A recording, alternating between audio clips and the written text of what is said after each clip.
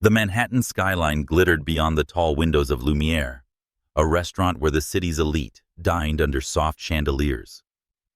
James Whitmore sat alone at a corner table, his tailored navy suit crisp against the white tablecloth. At 38, the white American CEO of Whitmore Ventures was a study in control. Dark hair neatly trimmed, blue eyes scanning his phone, and a jaw set with impatience. His investors were late, a rare disruption in his meticulously ordered world. Time, to James, was as valuable as the multi-million-dollar deals he brokered, and he loathed wasting it. 10 years ago, a betrayal had frozen his heart. Claire, his fiancée, had shattered his trust, leaving him to build walls of wealth and work. Now he was untouchable, the Ice King of Manhattan, as whispered in boardrooms. Relationships were transactions, brief and emotionless, ensuring no one could hurt him again. Yet, as he tapped his watch tonight, a faint restlessness stirred, unacknowledged but present. Across the crowded dining room, Lena Carter pushed through Lumiere's heavy glass doors, her breath uneven from a sprint across Midtown. The 29-year-old black American wore a simple green dress, her curly hair slightly frazzled from the late bus out of Brooklyn. A waitress at Ruby's Diner in Bed-Stuy, she was also a graphic design student at Pratt Institute, her nights filled with sketches and dreams of telling stories through art. Her dark eyes scanned the room, searching for her friend Tanya, a new hostess who'd texted her to meet for a quick celebration.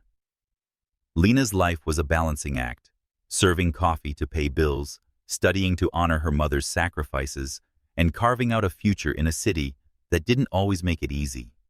Raised in Bed-Stuy, she carried its rhythm in her walk, its resilience in her smile.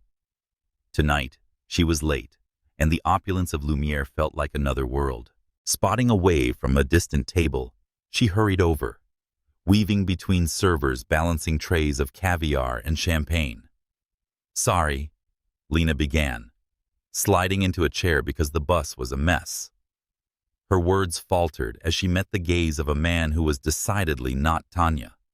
James Whitmore's piercing blue eyes locked onto hers, one eyebrow raised in surprise. The table was set for a business meeting, not a casual catch-up, and his polished presence screamed money. "I'm so sorry," Lena said, cheeks warming as she stood. "I thought you were my friend." James's lips twitched, the closest he'd come to a smile all evening.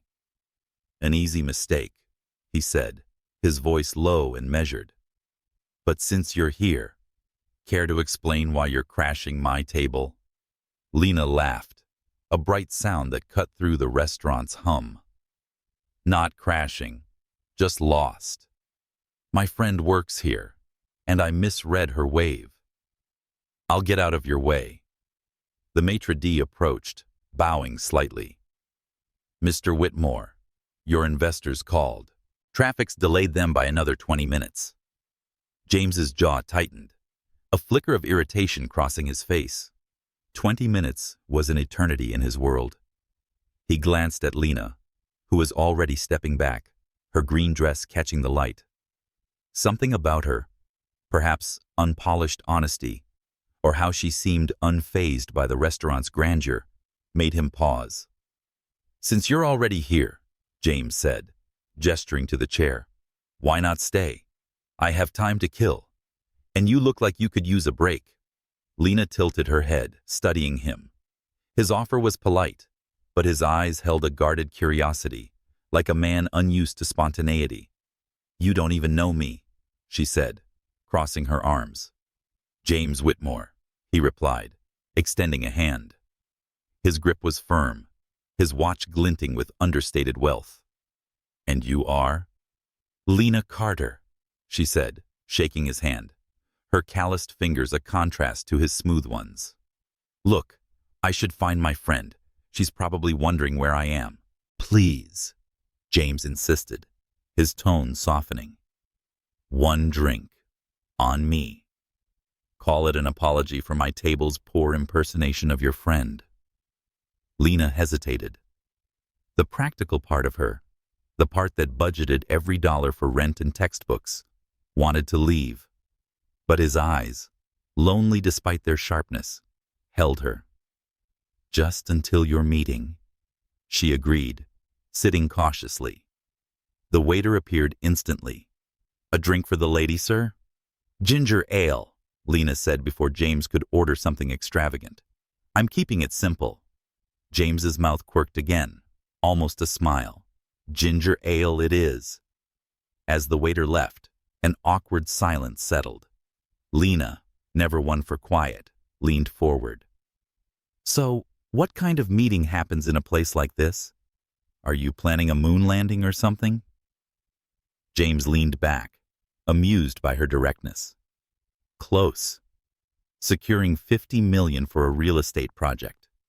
Affordable housing, mostly." Lena raised an eyebrow, her Brooklyn skepticism kicking in. "Affordable housing? In New York? That's like saying unicorns roam Central Park." To her surprise, James didn't bristle. "You'd be surprised. We're building in underserved areas. Brooklyn, the Bronx. It's not charity, but it's necessary." She sipped her ginger ale, considering him. "Okay, I'll bite. Why do you care about that? You don't look like you're hurting for cash." He paused, unaccustomed to such bluntness. "It's good business," he said, but his eyes flickered, hinting at something more profound. Perhaps a memory of his sister, Emily, lost to leukemia years ago, or a desire to prove he was more than his wealth. "What about you, Lena Carter? What's your story?" "I'm a waitress at Ruby's Diner in Bed-Stuy," she said, unapologetic, "and a graphic design student. I make things, posters, logos, stuff that tells stories, keeps me sane." James tilted his head, intrigued. In his world, people led with titles and ambitions, not jobs that paid the bills. "Why graphic design?" "Because I love creating beauty from chaos," she said. Growing up, Bed-Stuy was rough sometimes, but it's got soul, music, art, and people. I want to capture that and add something good to the world. Her sincerity caught him off guard. No one spoke to him like this. No agendas, no flattery. He studied her face, her warm brown eyes unguarded, missing the calculation he'd grown used to. The restaurant's chatter faded momentarily, and it was just them. "You don't smile much, do you?" Lena observed, sipping her drink. James stiffened. "I smile when there's a reason to." "That's a shame," she said, not pitying, just stating a fact.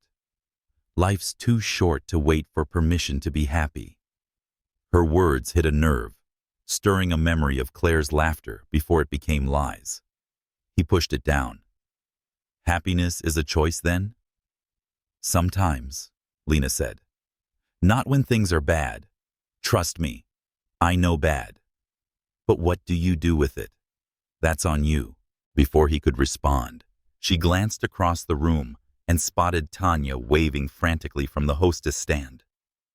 "There's my friend," Lena said, standing. "Thanks for the drink, James. Nice meeting you." As she turned to leave, James surprised himself. "Which diner did you say?" "Ruby's?"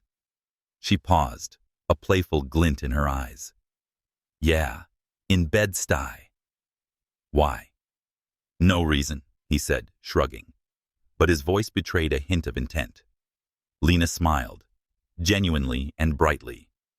"If you're ever in the neighborhood, stop by. I make a killer cappuccino." With that, she walked away, joining Tanya with a warm hug. James watched her go, her green dress a splash of color against Lumiere's muted elegance. Something stirred in him for the first time in years. Curiosity, maybe, or the ghost of hope. His phone buzzed. His investors were 5 minutes away. "Whitmore," he answered sharply, slipping back into his CEO mask. But as he prepared for the meeting, Lena Carter's smile lingered, a crack in the ice he'd built around his heart. The late afternoon sun cast long shadows across Flatbush Avenue, where Ruby's diner sat nestled between a bodega and a laundromat. Its faded red awning fluttered in the Brooklyn breeze, and the aroma of fresh coffee and fried plantains spilled onto the sidewalk. Inside, the diner buzzed with life. A Caribbean grandmother sipped tea at the counter. Two students debated over laptops, and a delivery guy tapped his foot to a reggae beat from the jukebox. Lena Carter moved between tables with practiced ease, her green apron tied over jeans and a white tee, her curly hair pulled into a loose bun. She greeted regulars by name, her smile as much a fixture as the diner's checkered floor. 3 days had passed since her chance meeting with James Whitmore at Lumiere, and Lena hadn't given it much thought. Men like him, polished, powerful, and probably preoccupied, didn't linger in her world. She had enough: shifts at Ruby's, late-night sketches for her Pratt classes, and a looming utility bill. Yet, as she refilled a customer's coffee, the bell above the door chimed, and she glanced up to see James stepping inside, his tailored blazer starkly out of place. Heads turned. Ruby's wasn't a place for Manhattan suits. James scanned the room, his blue eyes landing on Lena. For a moment, he looked uncertain, a rare crack in his CEO armor. Then he straightened, walking to an empty booth by the window. Lena raised an eyebrow, grabbing a menu. "Well, look who's slumming it in Bed-Stuy," she teased, sliding the menu onto his table. "What brings you to Ruby's, Mr. Whitmore?" James's lips quirked, that almost smile she'd noticed at Lumiere. "I was in the neighborhood," he said, the lie as transparent as the diner's glass storefront. "Heard you make a killer cappuccino." "Sure you were," Lena replied, her tone playful but sharp. "You don't strike me as the just passing through Brooklyn type." "What's the real reason?" He leaned back, caught off guard by her directness. "I wanted to see if your coffee lives up to the hype." She laughed, a bright sound that made the grandmother at the counter glance over with a knowing smile. "Challenge accepted. 1 cappuccino. Coming up. You want anything else?" "Our jerk chicken sandwich is a crowd pleaser." "Just the coffee," James said, handing back the menu. His fingers brushed hers, a fleeting contact that sent an unexpected jolt through him. He pushed it aside, focusing on the diner's eclectic charm. The mismatched mugs, the bulletin board plastered with local flyers for jazz nights and art shows. Lena moved to the espresso machine, her hands steady as she steamed milk. She'd served countless customers, but James's presence threw her off. He wasn't like the regulars who swapped stories about the West Indian Day Parade or griped about rent hikes. He was a puzzle, his polished exterior hiding something raw, maybe even lonely. As she crafted the cappuccino, she swirled the foam into a heart design, a small gesture reserved for those who seemed to need it. Returning to his table, she set the cup down with a flourish. 1 killer cappuccino, as promised. Check out the foam. Extra points for style. James looked at the heart, oddly touched. "Do you do this for everyone?" She said only the ones who looked like they could use a little warmth, winking before heading to another table. He sipped the coffee, and the rich flavor surprised him. Ruby's was nothing like the sterile cafes he frequented in Manhattan, where baristas knew his order, but not his name. "Here!" Lena called out to a customer. "Yo, Miss Pearl, you want more sugar?" And laughed when the grandmother waved her off. The ease of it, the community, stirred something in James he couldn't name. Envy, perhaps, for a life he'd never known. As Lena passed by, he spoke up. "This place, it's got a pulse. How long have you worked here?" 3 years, she said, pausing to wipe her hands on her apron. "It's family, you know. Ruby, the owner, gave me a job when I was drowning in student loans. Plus, it's a block from my apartment, so I can't complain." "Student loans," James echoed, curious. For graphic design, right? What kind of work do you do? Her eyes lit up, a spark that made her face even more striking. Posters, digital art, branding, stuff that tells a story. I'm currently working on a project for class, a series inspired by Bed-Stuy street murals. The way art can hold a neighborhood's history and heart is what gets me. James nodded, impressed by her passion. In his world, people chased status or profit, not stories. Sounds like you're building something real. Trying to, she said, shrugging. What about you? Building affordable housing sounds noble, but what's the catch? Nobody does that out of the goodness of their heart. Her skepticism made him pause. It's good business, he said, but his voice softened. And it could be personal. My sister grew up in a place that could have used better housing. It matters. Lena studied him, sensing a crack in his polished facade. Okay, I'll give you that. But don't expect me to swoon over your skyscrapers. He chuckled, a rare sound that surprised them both. Noted. No swooning required. A customer waved for a refill, and Lena stepped away, but not before tossing back, "Enjoy the coffee, Manhattan. Don't be a stranger." James watched her move through the diner, her warmth drawing smiles from everyone she passed. He thought of Claire, whose charm had been calculated, a means to an end. Lena was different, unguarded, honest. It unsettled him. After Claire's betrayal, he'd sworn off anything threatening his control. Yet he was, in a Brooklyn diner, sipping coffee with a heart in the foam, wondering what it would be like to know this woman better. He left a $20 tip on a $5 coffee, slipping out as the jukebox switched to a Marley tune. Outside, the Brooklyn air felt alive, vibrant like Manhattan never did. His driver waited, but James hesitated, glancing back at Ruby's. Lena was laughing with Miss Pearl, her curls catching the light. "Back to the office?" his driver asked. James nodded, climbing into the car. But as they crossed the Brooklyn Bridge, his mind stayed at Ruby's, replaying Lena's smile. He told himself it was just curiosity, a fleeting distraction. Yet, deep down, he knew he'd be back, not for the coffee, but for her.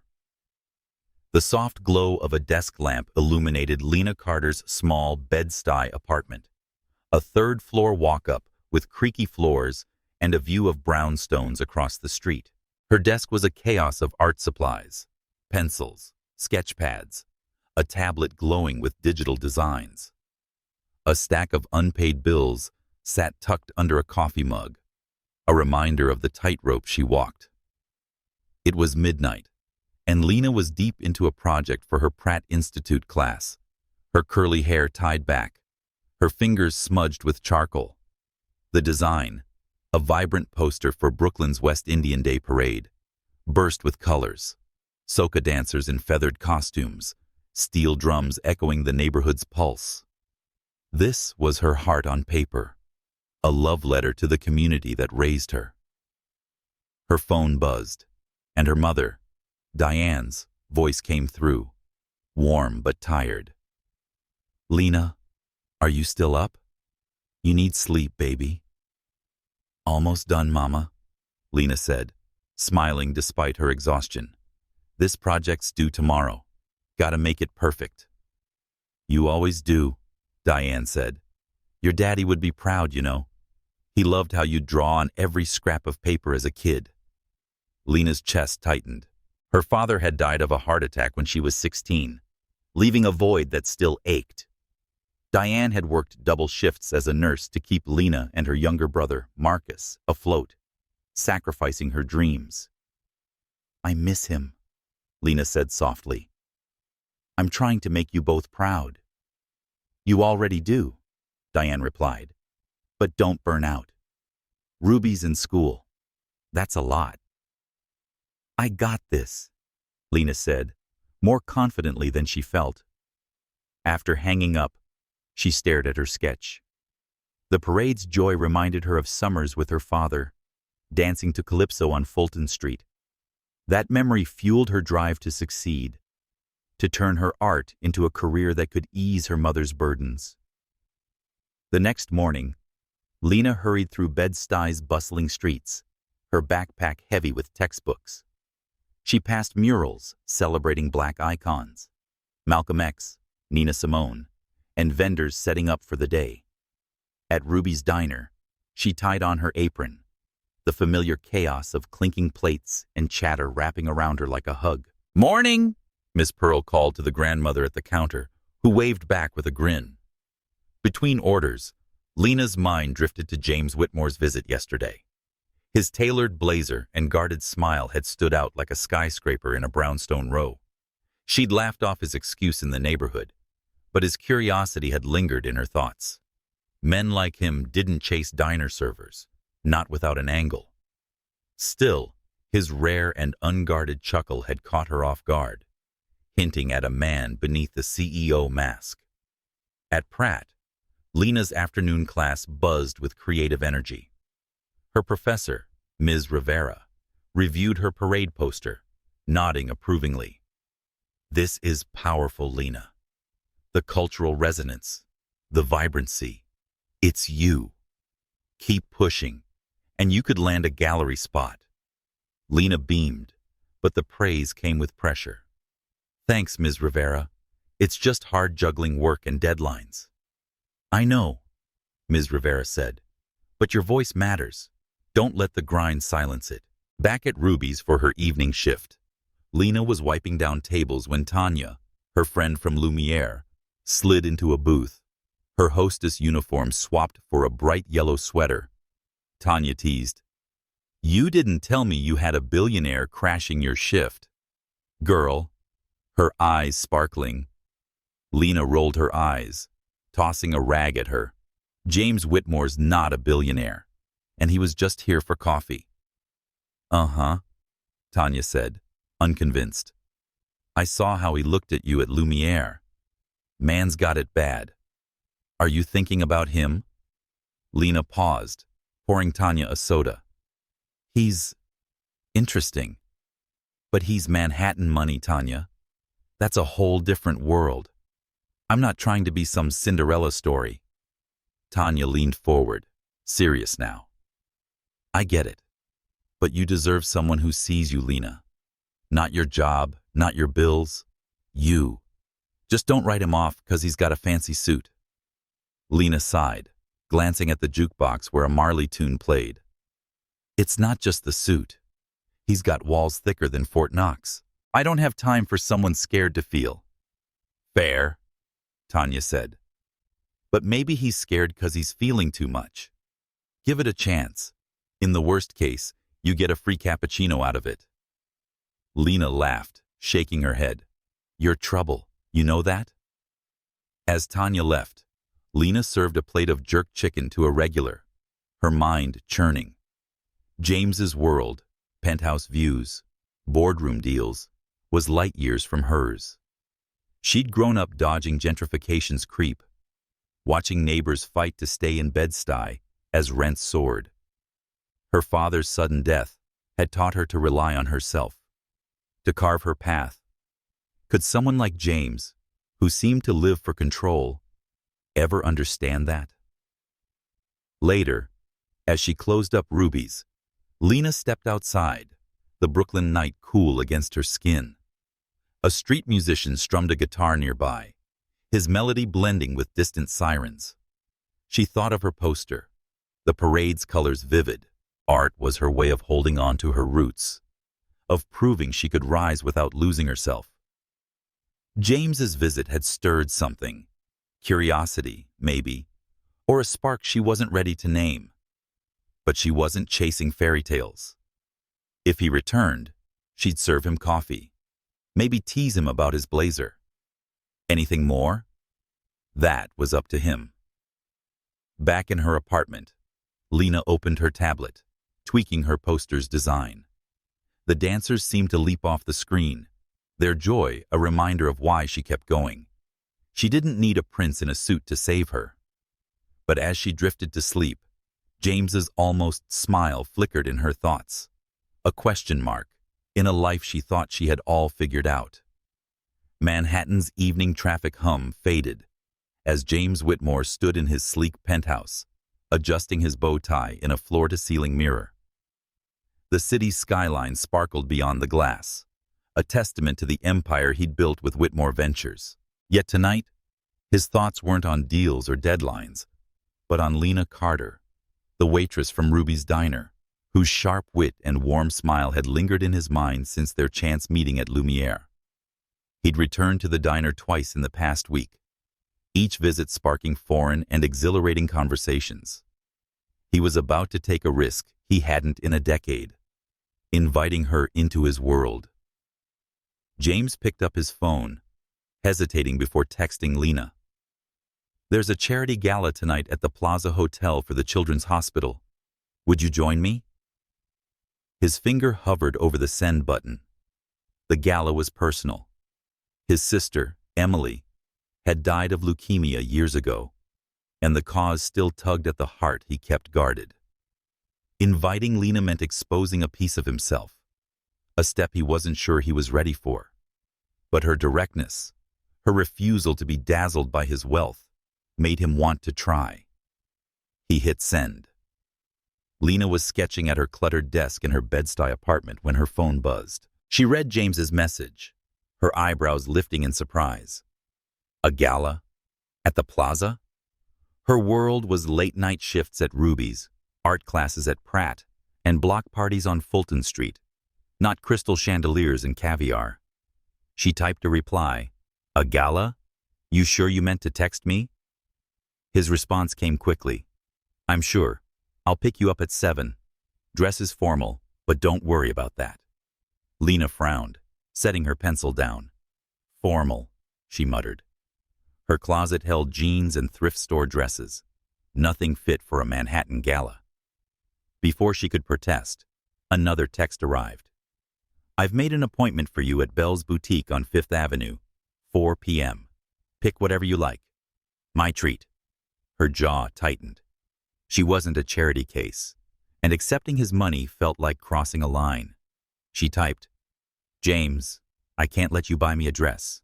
Too much." His reply was firm. "Consider it a loan. The gala's a big deal, and I want you there.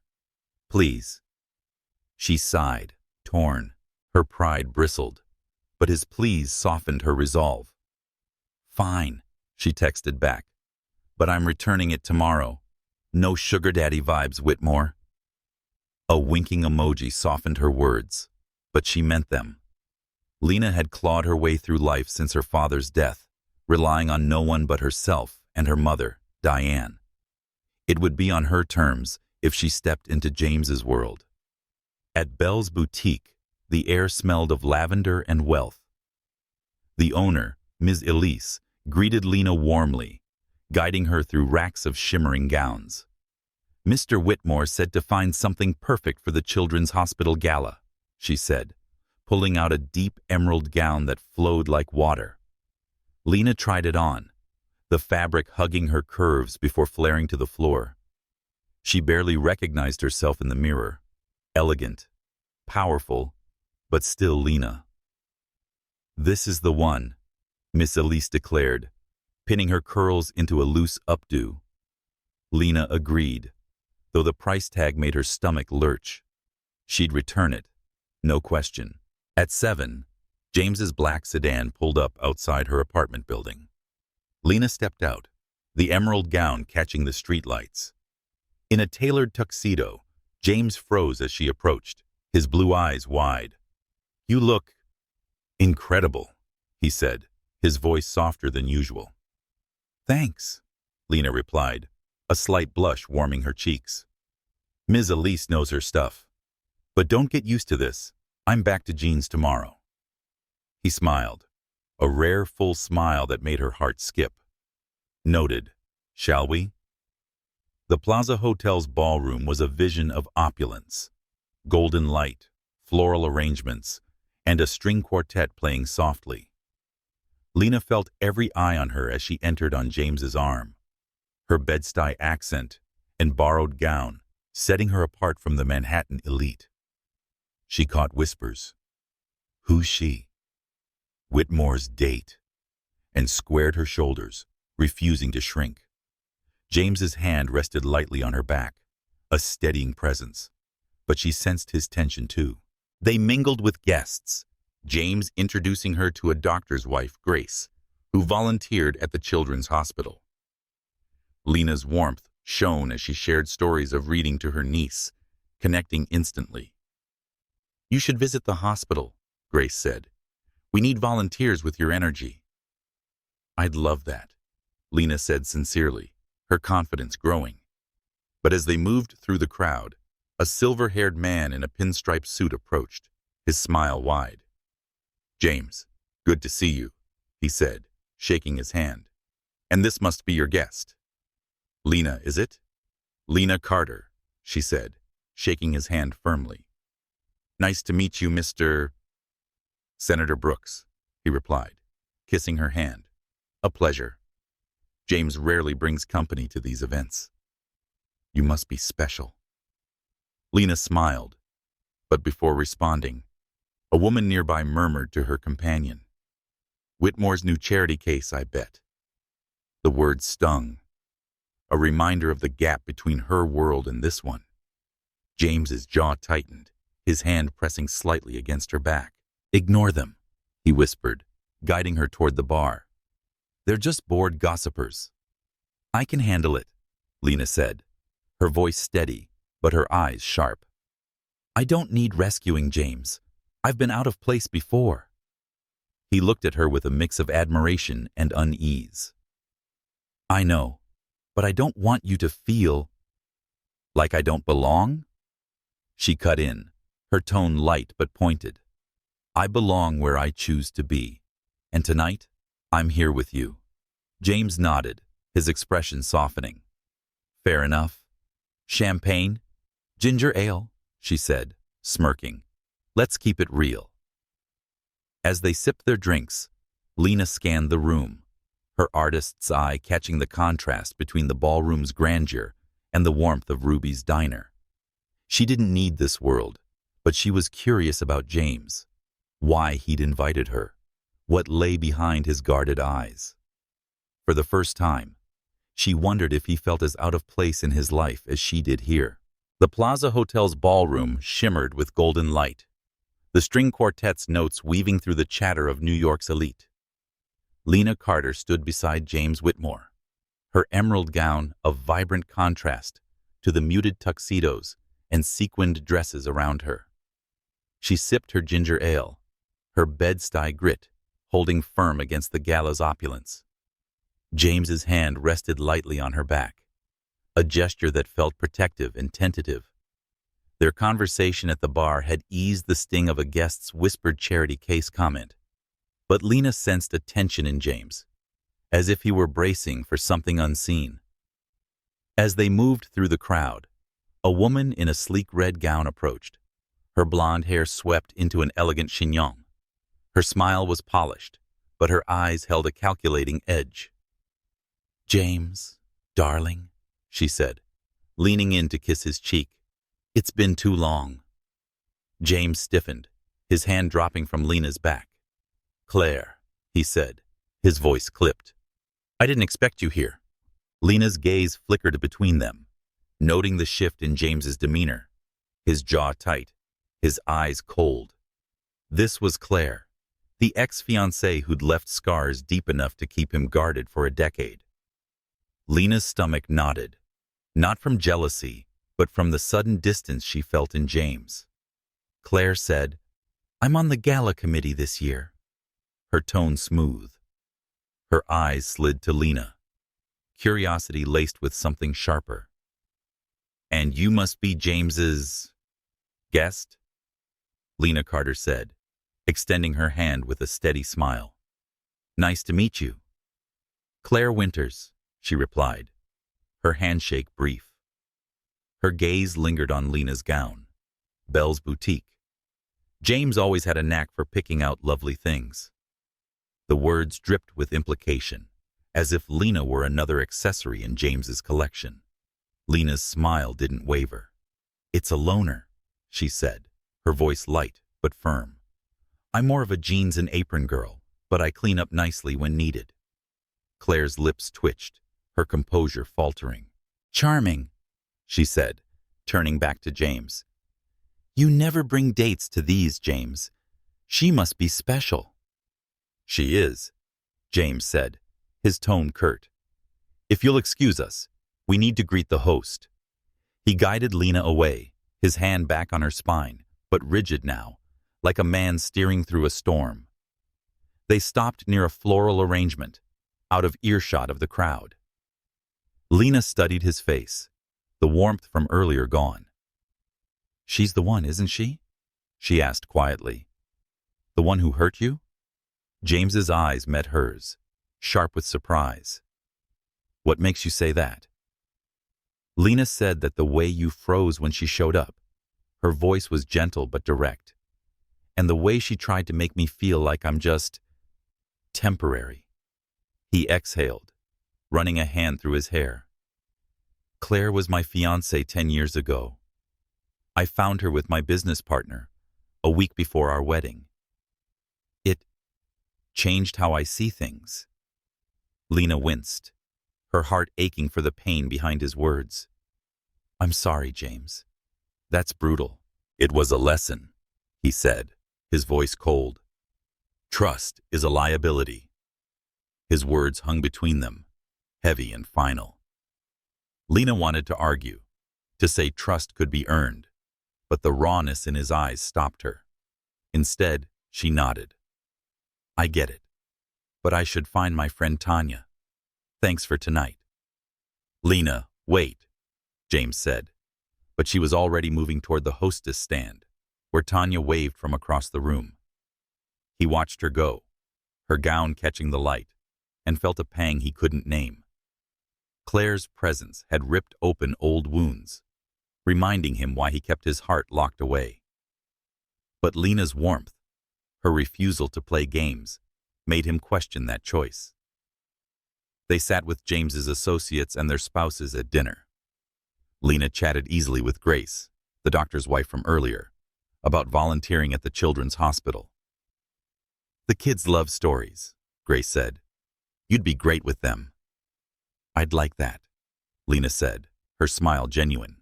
"My niece is 4, and I read her the same book every night. Builds character, right?"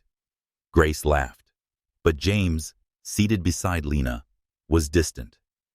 He discussed market trends with a colleague, and his responses were mechanical. Lena noticed her fork pausing mid-bite. She leaned toward him, lowering her voice. "You okay? You're a million miles away." "I'm fine," he said, too quickly. "Just business." She didn't buy it. "You're doing that thing again and shutting down."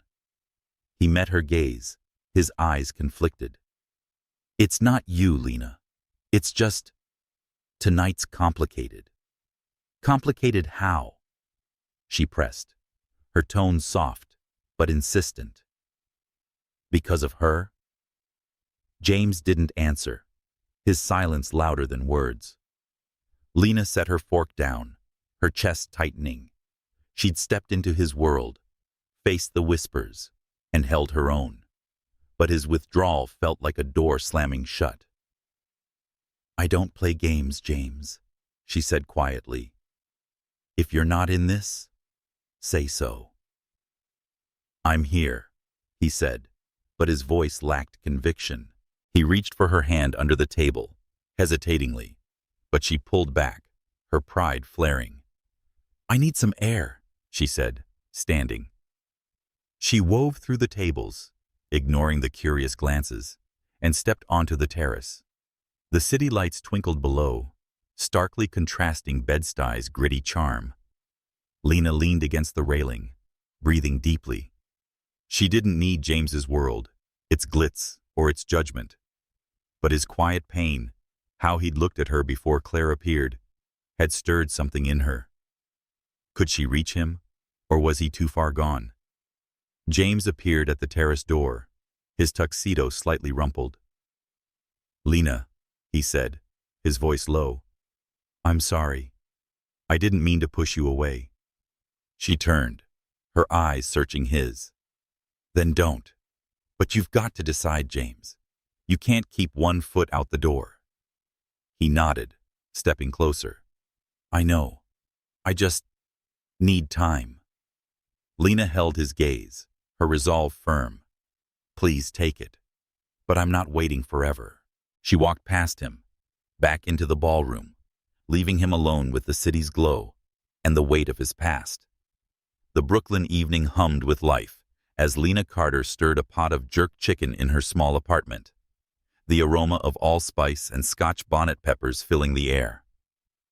Reggae pulsed softly from a speaker, a nod to her father's love for Bed-Stuy's weekend jam sessions at Sista's place. She'd invited James Whitmore for dinner, a bold move after the tension at the Children's Hospital gala. Claire's reappearance had shaken him, his walls snapping back into place. But Lena's directness, "I'm not waiting forever," had lingered. His texts since then, tentative but warm, suggested he was trying. Tonight, she'd see how far he'd come. The buzzer sounded, and Lena smoothed her sundress, curls loose around her shoulders. She opened the door to find James, his usual tailored blazer swapped for a simple navy sweater, holding a bottle of wine. His blue eyes softened as they met hers, a flicker of nervousness betraying his CEO composure. "Smells fantastic," he said, stepping inside. "Thanks," Lena replied, taking the wine. "Hope you're ready for some real food. No caviar tonight." He chuckled, the sound easing the air between them. "I'll survive." They sat at her small table, plates piled with jerked chicken, rice and peas, and fried plantains. Lena watched him take a bite, his eyes widening at the spice. "This is incredible," he said. "Family recipe?" "My dad's," she said, her smile bittersweet. He'd cooked this for block parties, back when Bed-Stuy felt smaller. Said food was how you brought people together. James nodded, his gaze lingering on her. "He sounds like he was a good man." He was. Lena's voice softened. "Loved jazz too. Used to take me to Sista's place to hear live sets. That's where I fell in love with stories, music, art, and food. They all carry something." James set his fork down, intrigued. "You see stories everywhere, don't you?" "It's how I make sense of the world," she said, shrugging. "What about you? What's your story, outside the boardroom?" He hesitated, unused to personal questions. "Not much to tell. Work's been my life since, well, for a long time. Keeps things simple." "Simple's overrated," Lena teased, but her eyes were gentle. "Have you ever just live? Like, dance to a street band or eat food truck tacos at midnight?" He smiled faintly. "Not lately. But I'm here, aren't I?" "Point taken," she said, laughing. Their banter's ease felt like a fragile but real bridge, spanning their different worlds. After dinner, Lena suggested a walk to her favorite spot, a rooftop garden her neighbor, Miss Pearl, tended on their building's roof. Under the Brooklyn stars, they sat on a bench surrounded by potted herbs and fairy lights. Lena shared childhood stories, chasing fireflies, sketching murals with her brother, Marcus. James listened, his usual reserve melting as he told her about his sister, Emily, who'd loved stargazing before her illness took her. "She'd have liked you," he said, his voice low. "You've got her kind of fire." Lena's heart skipped, but she kept it light. High praise. "But you're dodging my question. When's the last time you danced?" He smirked. "Does a charity gala waltz count?"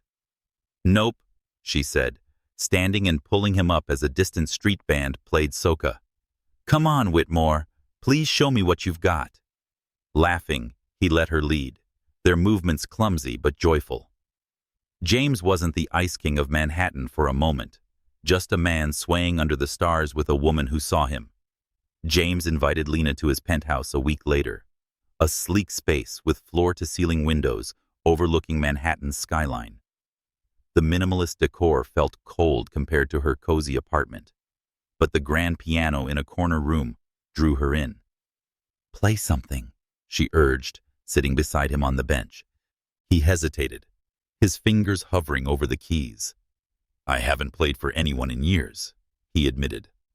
But her expectant smile coaxed him, and he began Chopin's Nocturne in E-flat major. The notes melancholic yet warm. Lena watched, captivated, as his guarded facade fell away, his hands moving with a tenderness she hadn't seen before. When he finished, their eyes locked, and the air charged. Lena leaned in, her lips brushing his tentatively, then deepening. They moved to his bedroom, their connection unfolding with an intimacy that felt like coming home. For James, it was a surrender he hadn't allowed since Claire's betrayal, a moment where walls crumbled. But morning brought a shift. At breakfast on his balcony, James was quiet, his coffee untouched. Lena, in one of his shirts, sensed the change. "You're silent," she said, her tone gentle but probing. "Everything okay?" "Just thinking about work," he lied, his eyes avoiding hers. But his mind was racing. Claire's betrayal, the pain of trusting too much. Loving Lena meant risking that again, and the fear gripped him. Lena frowned, setting her mug down. "Don't do that. Please don't shut me out after last night." "I'm not," he said, too quickly. "I've got a big meeting today. That's all." She studied him, her heart sinking. "James, I felt you last night. You were here. Now you're halfway gone. If this is too much, please tell me." He wanted to reassure her, to say he was all in, but the words stuck. "I need a minute," he said finally, his voice strained. Lena nodded, her expression guarded.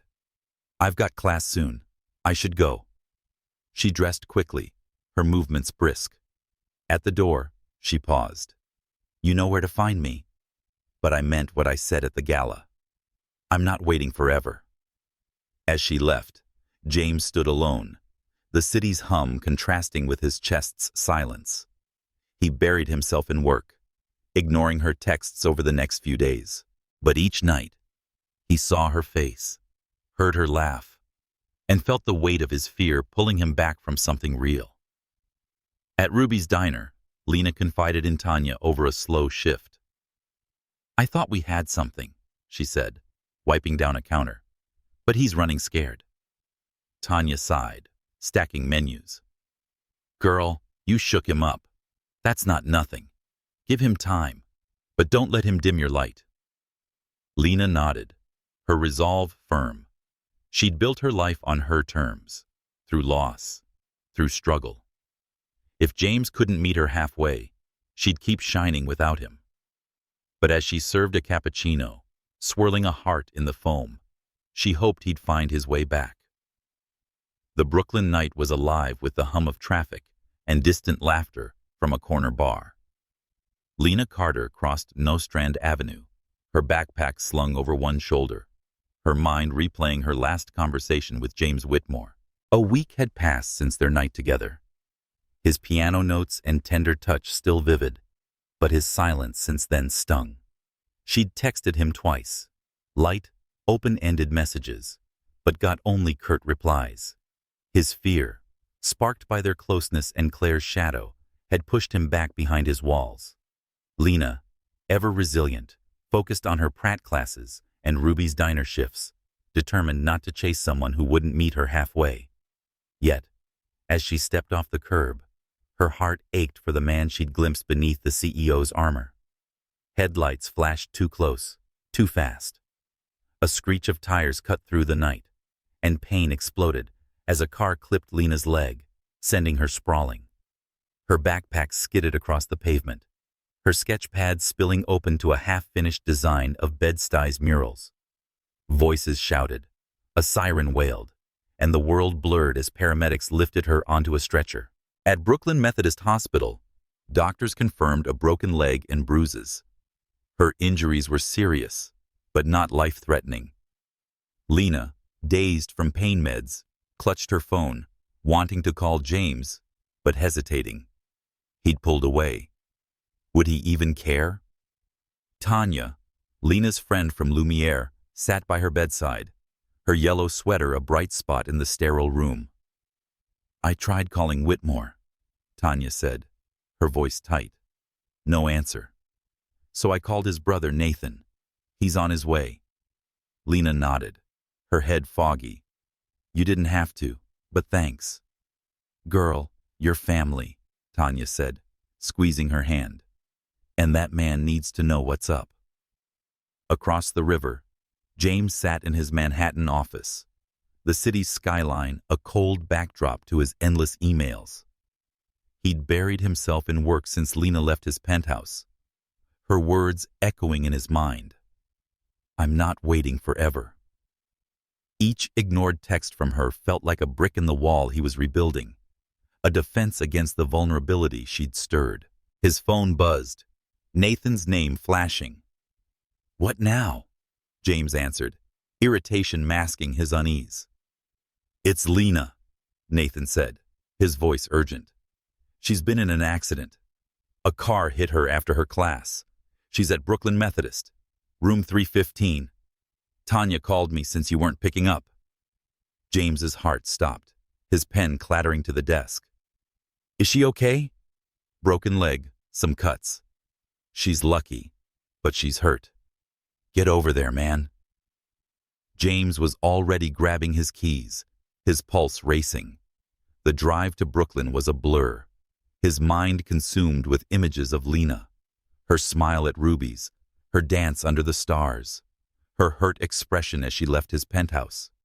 He'd pushed her away, scared of what loving her meant, and now she was in a hospital bed. The thought of losing her before he could make things right was a knife to his chest. James rushed through the emergency room doors at the hospital, his tie loosened, his composure fraying. "Lena Carter," he told the nurse at reception, his voice cracking. "She was in a car accident." "Are you family?" the nurse asked, her pen poised. Before James could answer, a woman's voice came from behind. "He's with me."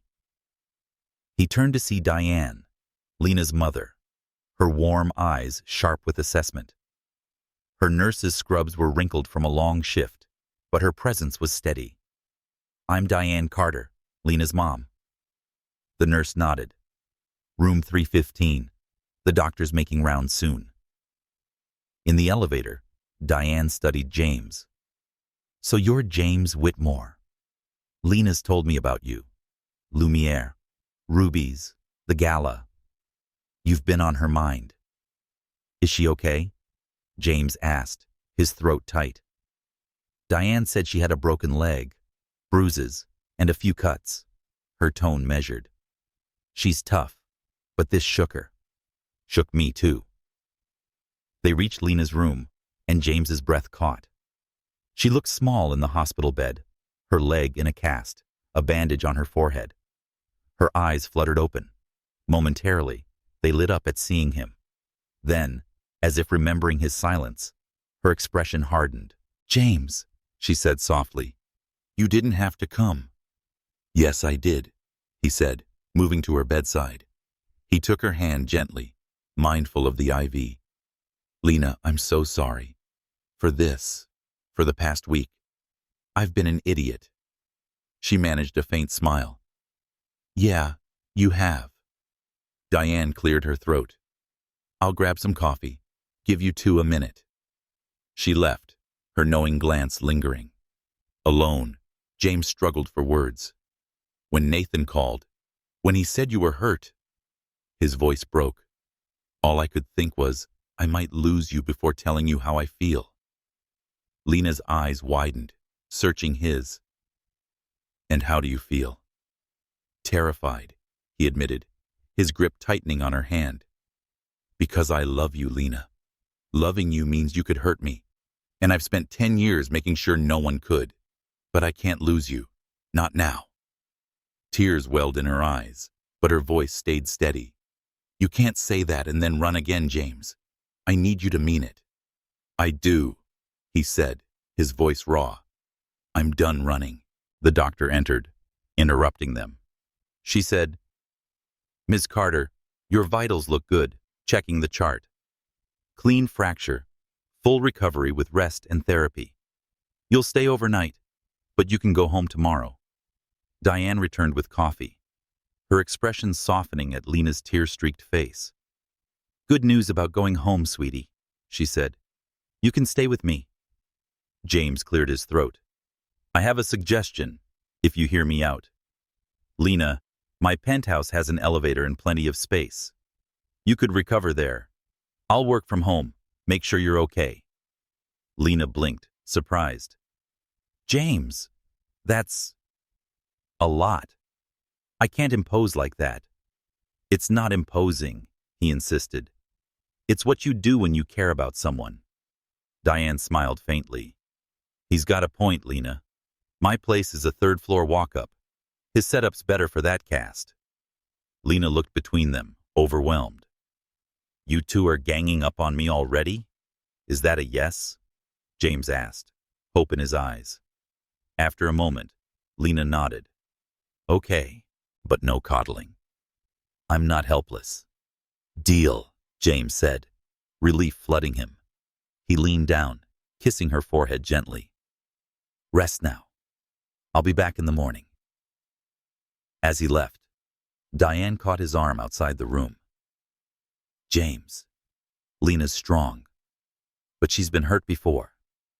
Not just today. Be sure about this. She deserves someone who's all in. I am, he said, meeting her gaze. I love her, Diane, more than I thought I could. She nodded, her eyes warm but firm. Good. Prove it. James drove back to Manhattan, his mind racing with plans, clearing his schedule, preparing his guest room. For the first time in years, work wasn't his priority. Lena was, and the clarity of that felt like breaking free. The Manhattan skyline glowed amber as dawn broke over James Whitmore's penthouse, its sleek lines softened by the guest room he'd prepared for Lena Carter.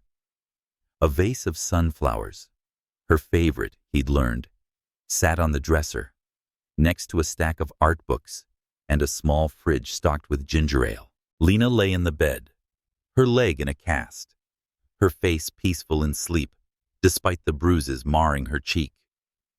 James stood in the doorway, his coffee mug warm in his hands, watching her breathe. Her accident had shattered his defenses, forcing him to admit he loved her. He was determined to prove it in the quiet of his home. Lena stirred, her eyes fluttering open. You're staring, she murmured, a faint smile tugging at her lips. Creepy, Whitmore. Caught me, James said, stepping inside with a sheepish grin. How's the pain? Manageable, she said, shifting to sit up and wincing. But this cast is a nightmare. Makes me feel like a clunky robot. He set his mug down, moving to help her adjust the pillows. The doctor said 6 weeks, minimum. You need to take it easy. Lena said easy's not my style. Her tone light but firm. I've got sketches to finish for class. Can't let Pratt think I'm slacking. James admired her grit, but worried about her pushing too hard. Your professor will understand. Rest first, art second. She raised an eyebrow. Says the guy who lives in his office. Pot, meet kettle. He chuckled, conceding the point. Fair. But I'm here now, working from home. Anything you need, say it. Lena studied him, her gaze softening. Thanks, James. This means a lot. The next few days settled into a rhythm. James worked in his home office, answering emails while checking on Lena. She spent mornings sketching on her tablet, her designs vibrant despite her pain, murals inspired by Bed-Stuy's street fairs, alive with dancers and drummers. Afternoons, they watched old movies, Lena teasing James for never seeing Crooklyn. "We're fixing your film education," she declared, cueing it up. Evenings, they played chess on a board he'd dusted off, Lena's competitive streak making him laugh as she trash-talked over checkmates. Diane, Lena's mother, visited often, bringing containers of oxtail stew and stories of her days as a young nurse in Brooklyn. One afternoon, as Lena napped, Diane sat with James in the penthouse's airy kitchen. "When I started nursing," she said, stirring her tea, "I was working doubles, raising Lena and Marcus after their dad passed. Had to fight to keep our apartment when landlords started jacking up rents. Lena gets her stubbornness from me." James nodded, stirring his tea. "She's incredible. The way she keeps going, even now. It's humbling." Diane's eyes warmed, but her voice stayed firm. "She is. But she's proud, James. Always has been.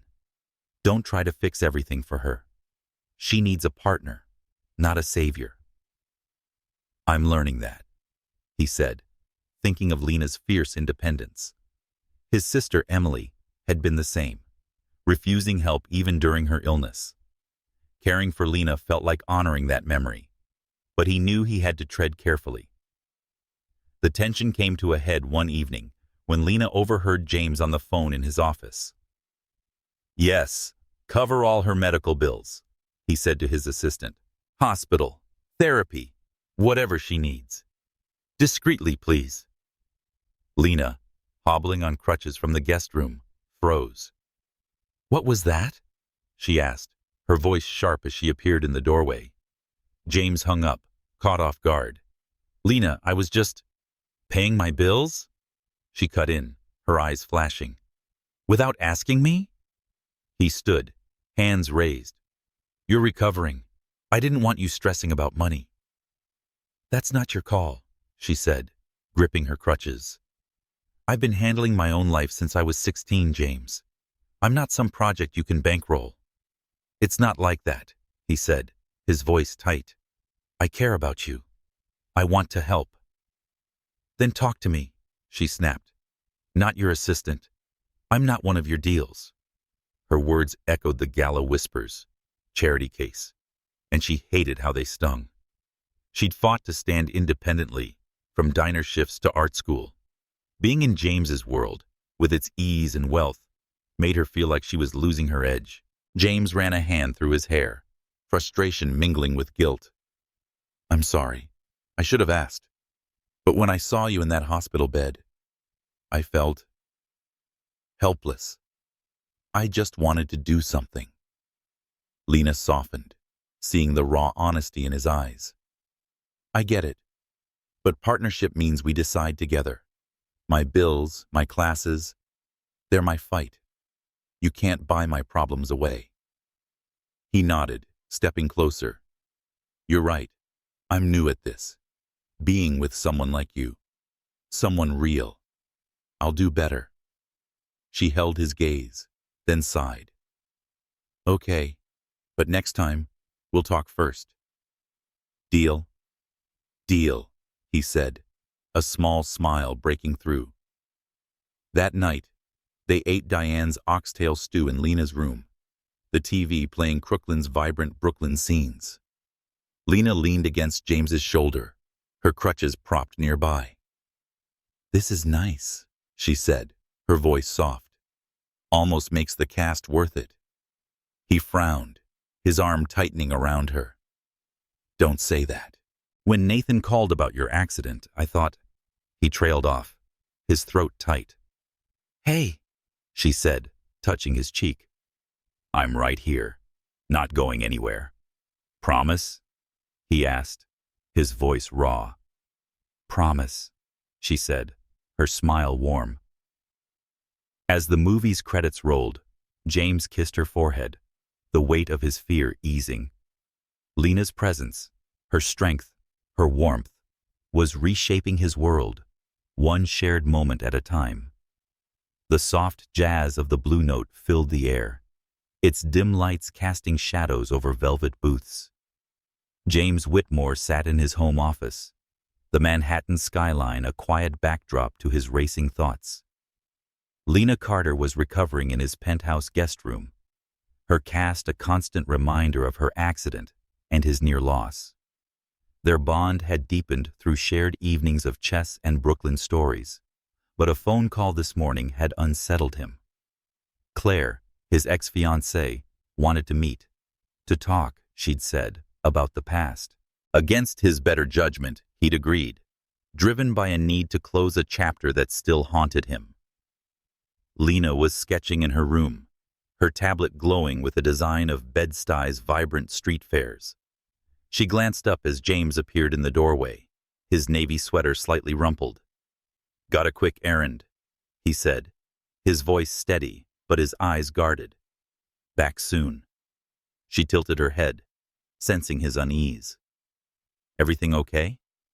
"Just business," he lied, hating the distance it created. "Need anything before I go?" Lena set her tablet down, her gaze piercing. "Just you being straight with me. If something's up, say it." He hesitated, then nodded. "I'll be back in an hour. Promise."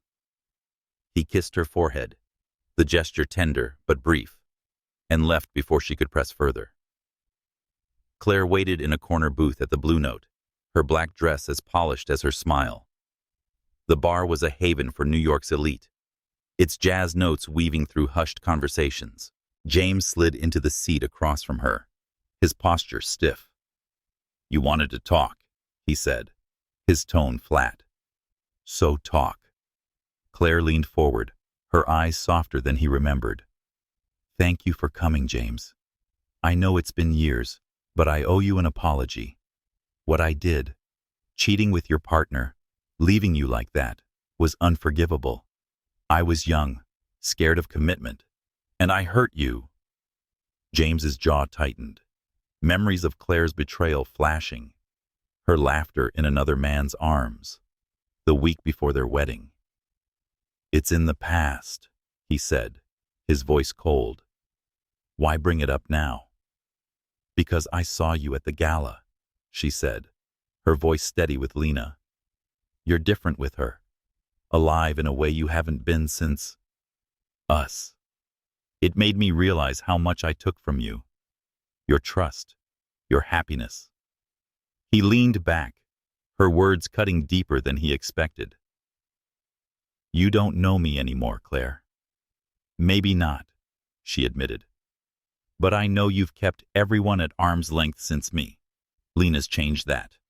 "I saw it in how you looked at her. She's reached you, James, and I'm glad. You deserve to be happy." Her sincerity disarmed him. For years, he'd carried anger like armor, blaming Claire for his walls. Now, her regret mirrored his own, for pushing Lena away, for letting fear rule him. "Thank you," he said finally, "but I've found my closure with Lena." Claire nodded, a sad smile crossing her lips. "She seems remarkable. Please don't make my mistake, James. Don't let fear cost you something real." He stood, the jazz fading as he walked out. Her words followed him, a reminder of what he'd nearly lost.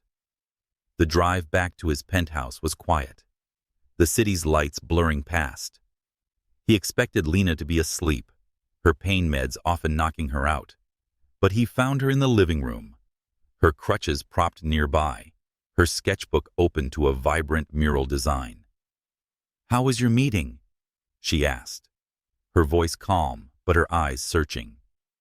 James sat beside her, taking a breath. It wasn't a meeting. It was Claire. She wanted to apologize for what happened 10 years ago. Lena's expression stayed neutral, but her fingers tightened on her pencil. "And did you get what you needed?" "She said she's glad I found you," he said, meeting her gaze. "That I deserve to be happy, and she's right." Lena set her sketchbook down, her guard softening. "I'm glad you got closure," But I need to know where we stand, James. At the gala, Claire made me feel like I was just another girl in a dress you paid for. I've fought to be my person, my art, my life. I don't want to be someone's shadow. James took her hand, his grip steady. You're not a shadow, Lena. You're the most real thing in my life. I've been scared, terrified of letting you in, but I'm here now. I love you, and I'm not running anymore. Her eyes glistened, vulnerability breaking through. You mean that? Because I love you too, James, but I can't keep wondering if you'll pull back. I mean it, he said, his voice raw. He pulled her close, careful of her cast, and kissed her gently, the moment sealing a promise. You're my home, Lena. Not this penthouse. Not my company. You. She smiled, resting her forehead against his. Good. Because I'm not going anywhere. Cast or no cast. They sat in silence, her sketchbook between them, the mural's colors a testament to her strength. Outside, Manhattan hummed, but inside, their world felt small and certain. James' new challenges lay ahead, his work, their different lives. But Claire's apology had freed him. Lena's love was worth the risk, and he was ready to face it together. The Brooklyn Street Fair pulsed with life, Fulton Street alive with soca rhythms and the sizzle of jerk chicken from food stalls. Lena Carter, her legs still in a cast but steadier on crutches, moved through the crowd with James Whitmore at her side. Her sundress swayed with the breeze, her curls catching the late summer sun. In a rare casual button-down, James looked slightly out of place among the vibrant chaos of Bed-Stuy's annual block party. Lena had insisted he come, wanting to share her world, the heart of her community, after weeks of recovering in his sterile Manhattan penthouse. Their bond had grown stronger since his closure with Claire, but today's fair would test it against the eyes of her neighborhood. Lena waved to a vendor, Mr. Ellis, who grilled wings with a grin. "Lena, you brought a guest," he called, eyeing James. "He's ready for real spice?" James smiled, less guarded than usual. "I survived her jerk chicken. I'll take my chances." Mr. Ellis laughed, handing them plates of smoky wings. "That's love, then. Hold on to this one, Lena." She smirked, nudging James. "Hear that? You're on probation." But her eyes sparkled, their ease contrasting with the tension after her accident. They found a bench near a steel drum band, the music weaving through shouts of kids playing tag. Lena shared stories of past fairs, her father teaching her to dance to calypso, her brother Marcus winning a dominoes game. James listened, captivated, his usual Manhattan reserve melting in the warmth of her world. A local artist, recognizing Lena from Ruby's Diner, approached with a nod. "Saw your mural design online, Lena. It's fire. But this guy?" He glanced at James, his tone teasing but pointed. "He's that uptown tycoon, right? You sure about this match?" Lena's smile faltered, the comment hitting a nerve. "He's here, isn't he?" she said, her voice steady. "That's what counts." The artist shrugged and moved on, but the words lingered. James sensed her tension, his hand brushing hers. "You okay?" "Yeah," she said, but her grip on her crutches tightened. "People talk. They see you, your world, and wonder if I'm selling out." "You're not," James said firmly. "You're you. Lena, the artist, the fighter. I'm the one trying to keep up." She laughed softly, but doubt lingered. Her life, Ruby's, Pratt, Bed-Stuy, was her anchor. Could James, with his boardrooms and limos, fit without pulling her away? Days later, at Ruby's Diner, the tension resurfaced. Lena was back on light shifts, serving coffee despite her cast. James sat in his usual booth, watching her with a warmth that made her heart skip. But as she poured a regular's coffee, a customer in a flashy jacket sneered. "Lovely ring," he said, eyeing the simple band James had given her as a promise. "Charity from your rich boyfriend?" Lena's jaw tightened. "It's not charity. It's love." The man scoffed. "Sure, sweetheart. Uptown always buys what it wants." James stood, his voice low but sharp. "She's not for sale, and you'll watch how you speak to her." The diner quieted, eyes on them. Lena shot James a look, grateful but firm. "I got this," she said, turning to the customer. "You want coffee? I'll pour. You want opinions? Take 'em elsewhere." The man muttered and left, but the encounter shook Lena. She joined James at his booth, her hands trembling slightly. "I hate that," she said. "People assume I'm some trophy because I'm with you." James took her hand, his grip steady. "They're wrong. You're my equal, Lena. Always." She nodded, but the doubt lingered. That night, in her apartment, James arrived with takeout from a nearby taco truck, a nod to her love for street food. They sat on her couch, the city's hum filtering through her open window. Lena was quiet, her sketchpad untouched. "I'm scared," she admitted finally. "I love you, but your world, it's so different. What if I lose myself in it?" James set the tacos down, turning to face her. "You won't. You're too strong. And I don't want you to change. I want you, Lena, precisely as you are." He paused, his heart pounding. He hadn't planned this, but the moment felt right. He slid off the couch, kneeling before her, careful of her cast.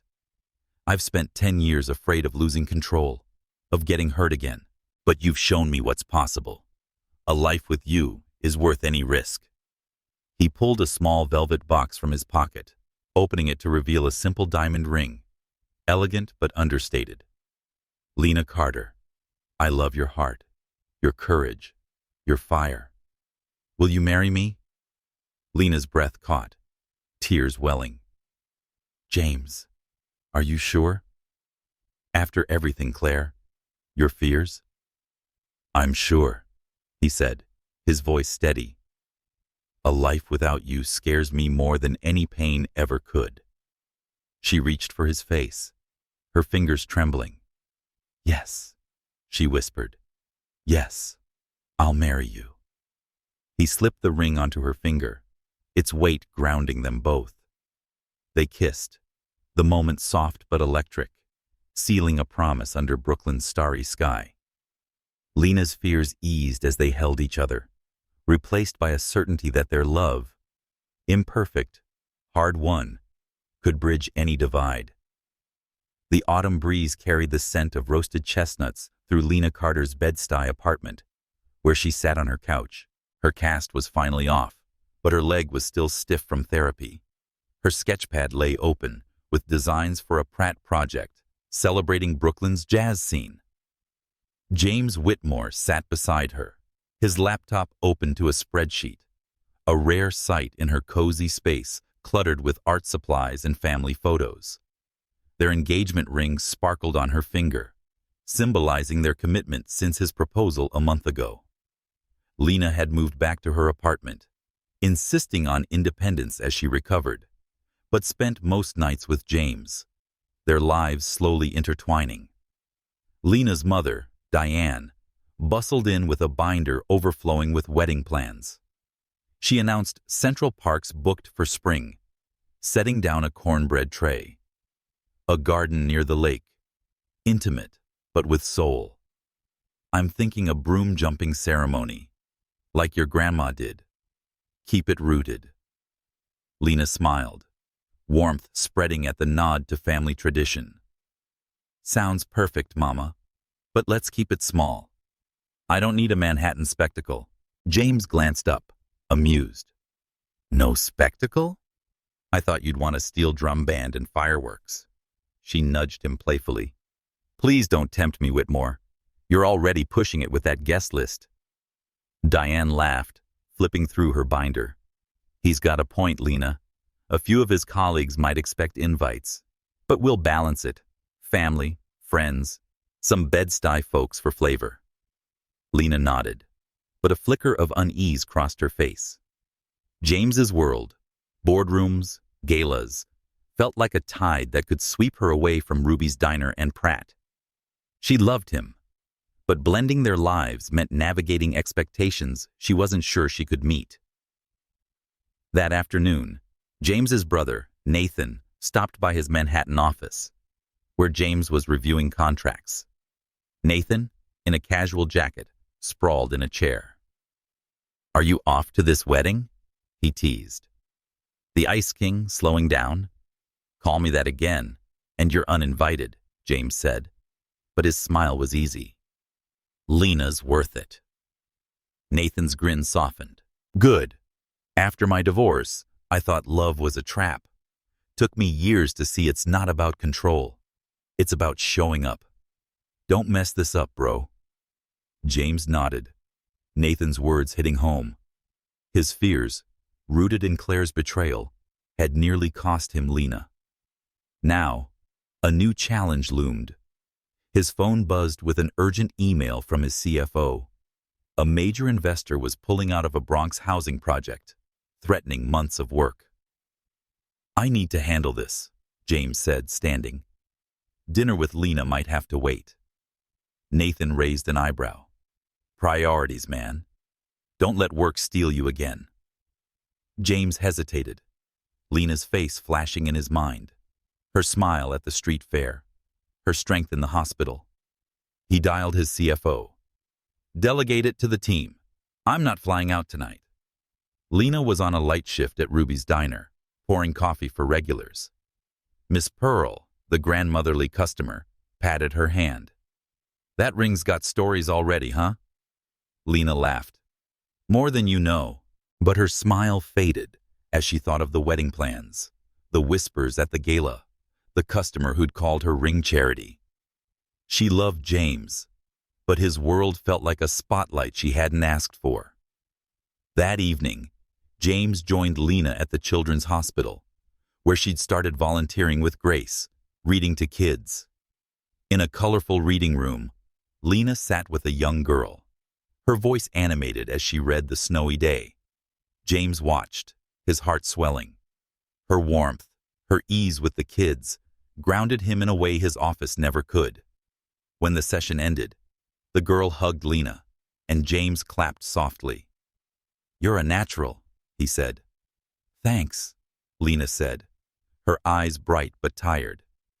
"This feels right, more than any gala." Lena opened up as they walked to a nearby food truck for tacos. "I'm excited about us, James, but I'm scared I'll get lost in your world. Ruby's, Pratt, Bed-Stuy. That's me. What if marriage changes that?" James stopped, turning to her. "I don't want to change you, Lena. I love who you are. Here, now. We'll build this together, your world and mine." She searched his eyes, then nodded. "Okay, but I'm holding you to that." Their engagement party, held on a Brooklyn rooftop, blended their lives.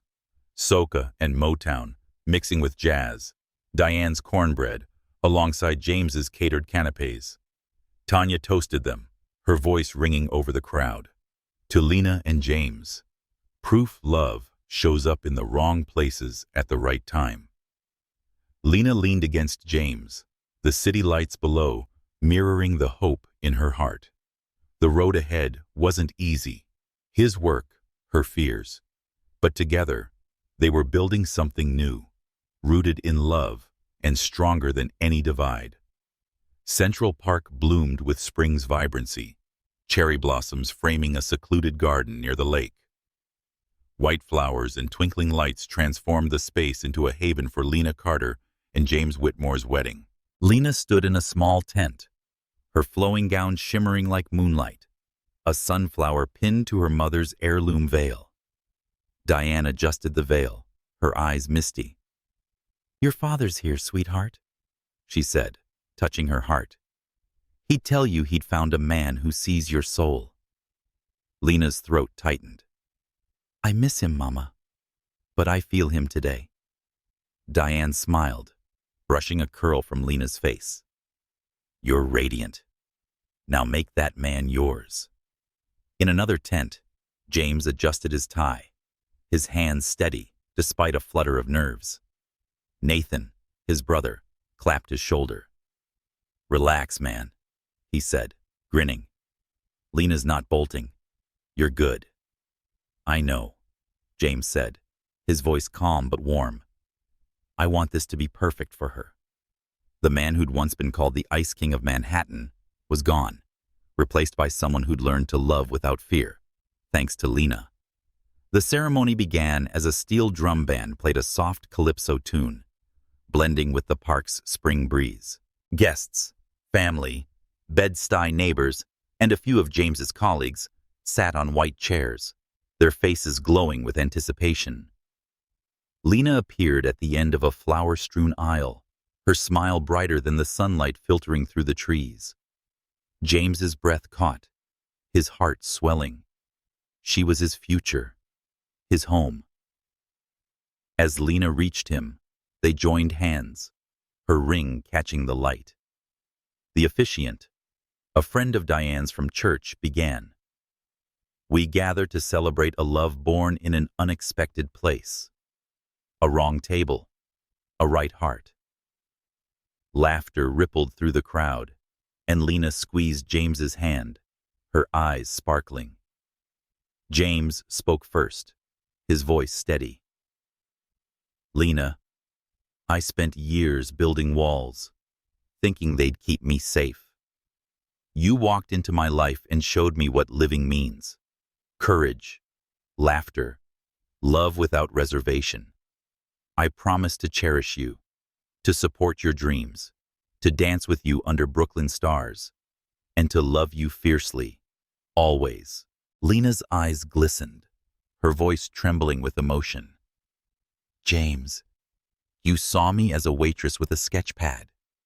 You've challenged me to be braver, to trust in us. I promise to push you, laugh with you, and build a life where we're both whole. I love you, now and forever. They exchanged rings, Lena's hands warm and steady as she slid a band onto his finger. The officiant smiled. By the power vested in me, I pronounce you husband and wife. You may kiss the bride. James cupped Lena's face, his touch gentle. Thank you for finding me, he whispered, then kissed her, a promise sealed with all the love he'd once feared. The crowd cheered, soca music swelling as they jumped the broom, a nod to Lena's family tradition, their laughter echoing. The reception was a joyful blend of their worlds, Motown and calypso filling the air, tables laden with Diane's cornbread and jerk chicken alongside elegant canapes. Tanya, Lena's friend, raised a glass. To Lena and James, proof love doesn't care about the guest list. Laughter rang out, and James pulled Lena close, twirling her gently on the dance floor, mindful of her still healing leg. Claire, invited at Lena's insistence, approached with a warm smile. You both look so happy, she said, her voice sincere. Lena, thank you for letting me be here. James, I'm glad you found your joy. Lena nodded graciously. It's part of who we are, past and all. Thank you, Claire. As Claire stepped away, Diane pulled James aside, her eyes soft. When Lena first told me about you, I worried. The papers painted you as cold, untouchable. But I see it now. You two found each other when you needed it most. James smiled, his heart full. She's my everything, Diane. Thank you for trusting me with her. Welcome to the family, son, Diane said, patting his cheek.